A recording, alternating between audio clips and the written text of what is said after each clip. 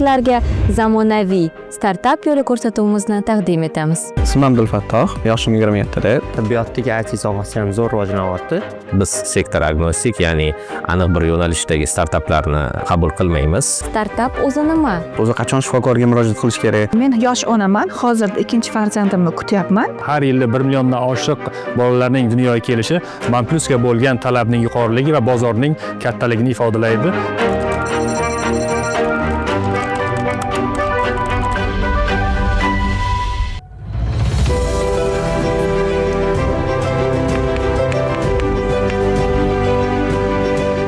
Bugun O'zbekistonda yangi texnologiyalar va innovatsiyalar kirib kelayotgan bir vaqtda biz sizlarga zamonaviy startap yo'li ko'rsatuvimizni taqdim etamiz. Ushbu loyiha orqali mamlakatimizda venture ekotizimi, investorlar va yo'lga qo'yiladigan qiziqarli startaplar, ilg'or g'oyalar va ular ortida turgan ijodkor insonlar haqida so'z yuritamiz.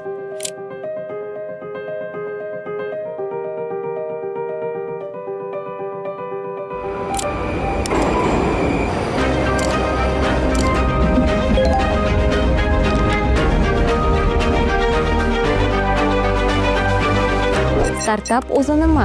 Bu qaysidir muammoni hal etishga, odamlar hayotini yengillashtirishga qaratilgan innovatsion loyiha.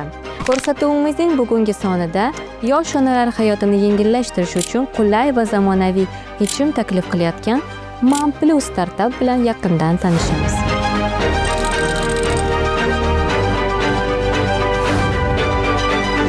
Ismim Abdulfattoh.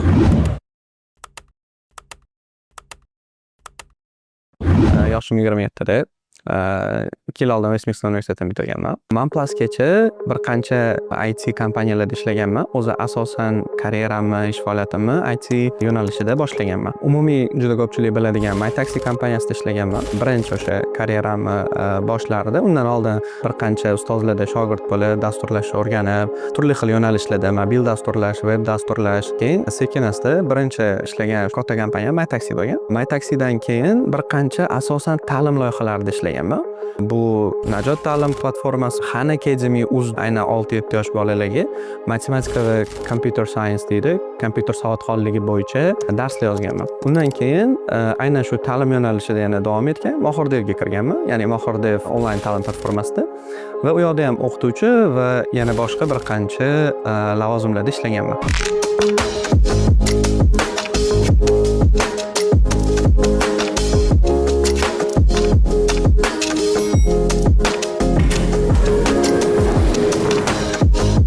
Ofisimiz C-Space'da joylashgan. Hozir jamoa a'zolari bilan tanishamiz.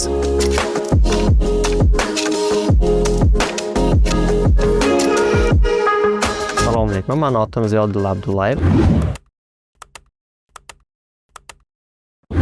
Akfa universiteti, hozirgi Central Asian universitetini bitirganman. Tibbiyot yo'nalishini bitirganman. Bu yil bitirib, boshqa o'zim sohalarda sinab ko'rmoqchi bo'ldim. Tibbiyotdagi IT sohasi ham zo'r rivojlanyapti. Va shu narsalarni ko'rib turib, men o'zimni shu startaplar sohasida va IT sohasida sinab ko'rmoqchi bo'ldim. Metod 36 degan YouTube loyihada ishlaganman. YouTube'ga videolar olib, har xil mutaxassislar bilan, tajribali shifokorlar bilan birga kontent olganmiz. Oddiy xalq uchun tibbiy ma'lumotlarni beradigan YouTube loyiha bo'lgan. Bu Manplus loyihasida meni mas'uliyatlarim shulardan iboratki, men o'zim shifokor bo'lganim uchun boshqa shifokorlar bilan muzokaralar borayotganda, gaplashayotganda ular bilan yaxshiroq til topish, shifokorlar bilan gaplashgan holida onalarga nima muhim, ona qaysi mavzularni bilish kerak, qaysi mavzular onalarga yaqinroq, ko'proq yordam beradi. Shu narsalarni gaplashgan holda ular bizga shu kontentlarni tayyorlab berishadi, videolar berishadi va biz ilovaga yuklaymiz.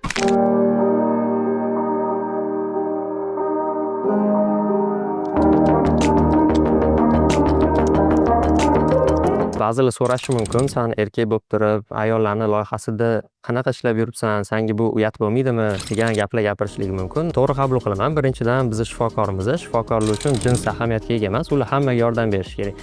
Jinsidan, irqidan, nimadan kelib chiqqan holatda ham ularga hammasiga birdan yordam berish kerak. Men prinsipim shundan kelib chiqadi. Ayollar uchun yordam bergan ixtirolarni, ayollarning hozirgi mustaqilligiga olib kelgan ixtirolarni barchasiga qaraydigan bo'lsak, deyarli 90% erkaklar tomonidan ixtiro qilingan. Va bu ilovada ham biz ayollarni onalikdagi yo'li, onalikdagi qilayotgan harakatlarini osonlashtirish uchun biz shu ilovani qilganmiz va o'ylaymizki, bu ilovadan foydalangan onalar o'zini erkinroq va ishonchliroq his qiladi shu ilovani ishlatgani bilan.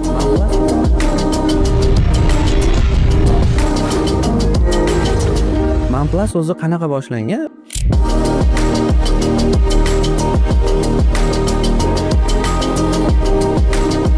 Bir qancha yillar davomida shakllangan, chunki birinchi marta o'sha 2023-yilda farzandli bo'lganman. Qaysiki bu farzandni biz uzoq kutganmiz, intiqlik bilan va uni homiladorlik davridan boshlab o'zimiz turli xil ilovalarda kuzatishni boshlaganmiz. Oradan ozgina vaqt o'tgandan keyin ikkinchi farzandimiz tug'ilishi kerak bo'lgan, faqatgina u yerda bir qancha muammolar bo'lgan. Ikkinchi farzandim vaqtidan avval tug'ilgan, 32 haftada tug'ilgan. 2 oy jarayonida reanimatsiyada bo'lgan paytimiz yoki umuman o'sha tug'ilish jarayonlarida asosan faqat tibbiy narsalar o'qiganman va bu narsa juda ko'p kirishib ketib qolganman. Bizda birinchi marta bo'layotgani uchun o'zi o'sha birinchi farzandimda ham juda ko'p o'sha qanaqa qilib to'g'ri rivojlantirsak bo'ladi, qanaqa qilib nimalarga e'tibor berish kerak, nimalar normal emas, o'zi qachon shifokorga murojaat qilish kerak, va qachon misol uchun dori umuman bermaslik kerak, qachon dori berish kerak. Shunaqa holatlar ya'ni ko'paygan. Ikkinchi farzandimda bu yana chiqqanidan keyin biz uni rivojlanishi bo'yicha yanada chuqurroq kirib ketganmiz. Tibbiy masalalarni qanaqa qilib yetkazib olamiz, chunki uni rivojlanishi deylik mana oddiy bolaga qaraganda 2 oy orqada yuradi. Jarayon joyiga tushib, biz tug'ruqxonadan chiqib olganimizdan keyin o'sha 1,5 oy o'sha tug'ruqxonada bo'lishgan. Juda ko'p g'oyalarni o'zi tayyorlab, qanaqa ilovalar bor, qanaqa kamchiliklari bor, nimalar o'zi kerak, nimalar kerak emas, nimalardan qiynaldim va o'sha reanimatsiyada bo'lganimda ham juda ko'p onalar misol uchun yoki otalar bilan gaplashganda ham ularda nima muammo, shu narsalar ozgina ruhlantirib, mana shu g'oyani ishlab chiqishga sabab bo'lgan.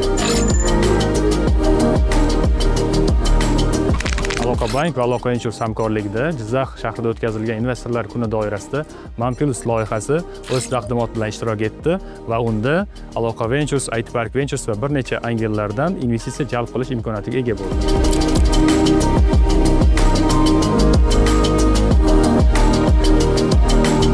O'zbekiston bolajon xalqligi va har yili 1 milliondan oshiq bolalarning dunyoga kelishi OnePlusga bo'lgan talabning yuqoriligi va bozorning kattaligini ifodalaydi. OnePlus loyihasi bu birinchidan ijtimoiy loyiha bo'lib, hayotimizdagi asosiy muammolardan biri bo'lgan farzand tarbiyasi va farzandni o'sish bosqichlarini nazorat qilish imkoniyatini beradi va bu har bir oiladagi farzandni farovon rivojlanishi va o'sishiga yordam beradigan loyiha hisoblanadi va shu uchun ham Aloqa Ventures bu loyihani tanlagan.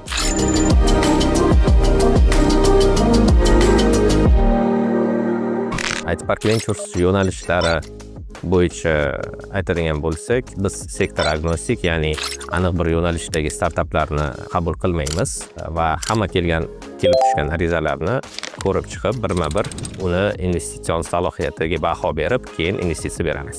OnePlus biz investitsiya bergan loyihalardan biri bo'lib, u onalarga va onalik arafasida turgan ayollarga IT yechim beradi. Bu loyihani tanlaganimiz sababi investitsion jozibadorligi va bu kabi loyihalar O'zbekistonda mavjud emasligi. Tabiiyki savol paydo bo'lishi mumkin, loyihalarga qanday qilib investitsiya ajratamiz? Loyihalar aslida 3 etapli tahlildan o'tadi. Bu yuridik, texnik va moliyaviy tahlillar. O'z loyihalarimizga investitsiya bergandan so'ng biz doimiy aloqada bo'lamiz, ularga mijozlarni topishga harakat qilamiz, hatto boshqa investorlar bilan ham tanishtiramiz.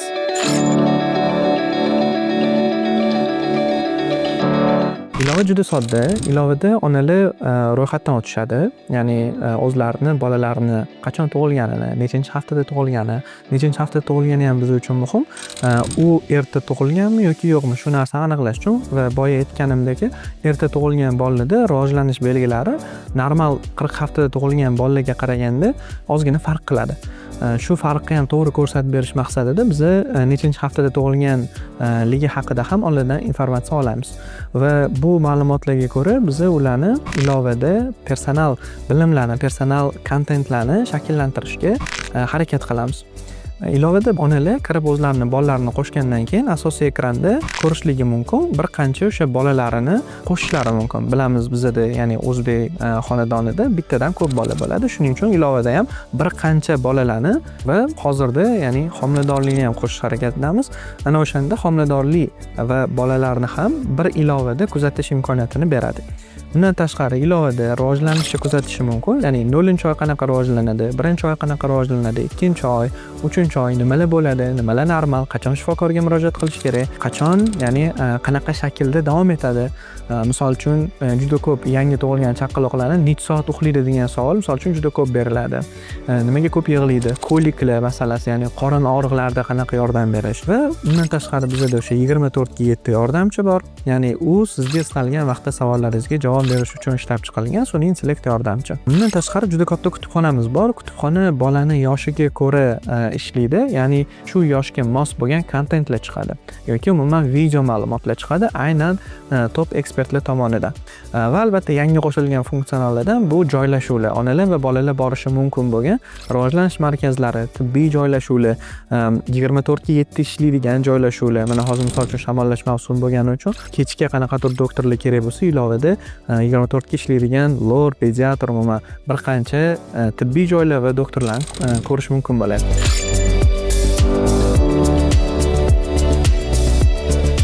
OnePlus hozirgi kunda 70 mingdan oshiq onalarni bir joyga jamlagan O'zbekistondagi yetakchi mobil ilovalardan biri hisoblanadi. Bu vaqtga kelgunimizcha biz onalar bilan bir qancha testlar, bir qancha fikrlar almashinuv natijasida hozirgi kungacha yetib kelamiz. Ayni biz buni qanaqa amalga oshiramiz? Bizda aynan mana shu jarayonlarni tashkil qilish uchun faol onalar guruhimiz bor. Bu onalar loyihamizga befarq bo'lmagan va o'z fikrlarini doimiy bildiradigan va bizni rivojlantiradigan faol onalar guruhi. Va bu faol onalar guruhi yordamida biz yangi chiqadigan funksiyonallarimizni, yangi chiqadigan imkoniyatlarimizni sinovdan o'tkazib olamiz. Eng birinchi versiyamizni aynan mana shu faol onalarga beramiz va ular testlab bizga o'z fikrlarini aytganlaridan so'ng ommaga chiqaramiz. Aynan mana shunday faol onalarimizdan biri bilan hozir sizlarni tanishtiraman.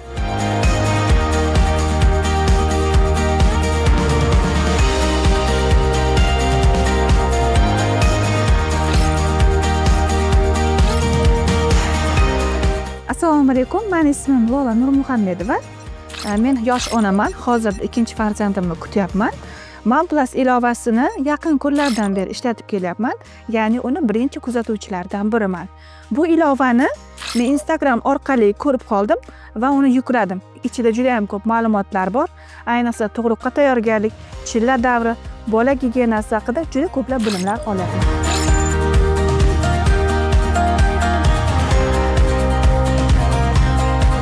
Menga juda yoqqani, ya'ni bolani qo'shimcha ovqatga o'rgatish. Men bu davrda birinchi farzandimga juda ham qiynalganman.